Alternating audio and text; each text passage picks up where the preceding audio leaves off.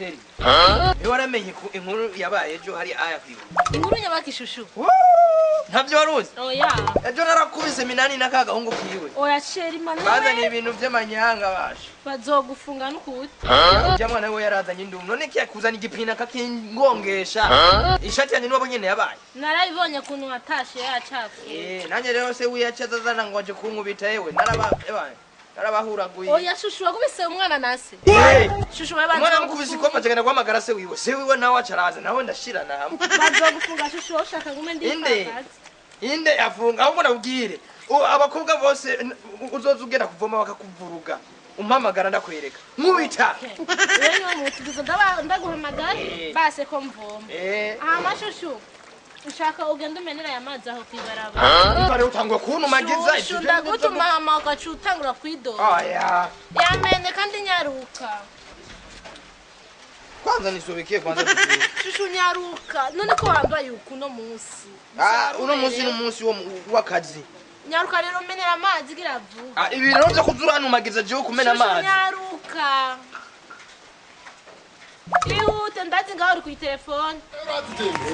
ikatoza nayi aha rero umwe asabye ucumutenga umutwe akawuboma utenze umutwe akawuboma mpera muzana umutwe ucuzana agakotiko goma we atanye umutwe rero ucubira ikintu cyitwa assemblée générale bimwe batayicikono ugasubira inyuma gatoya ukavuga ugitoka cy'uguru rero upataro kamukubita aha rero uzanye ubwo rupfu rumeze nyina nasi rero aha rero utepanze neza umwasi yashobora kuguruca umutwe ukawungora kamenye yose rero kugira ngo we uyu ni yarara kumena kwa Sereka zikawe mama yangu we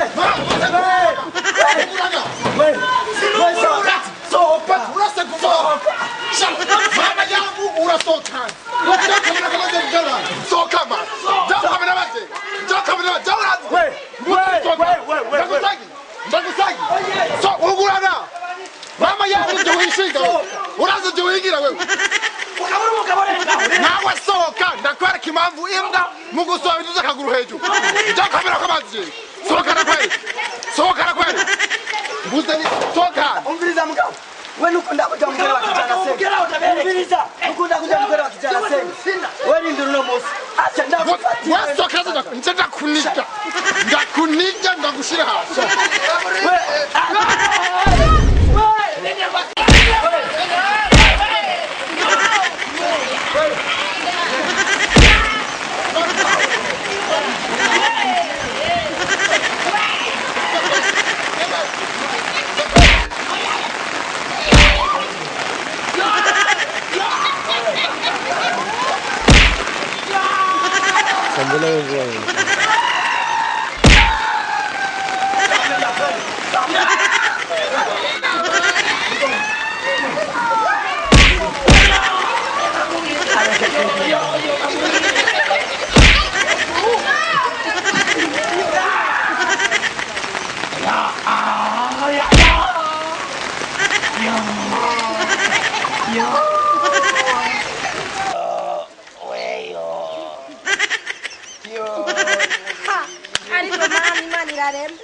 wewe mbwiye ati uhora ukubita abantu ejo wakubise abandi ko bakuvunaguye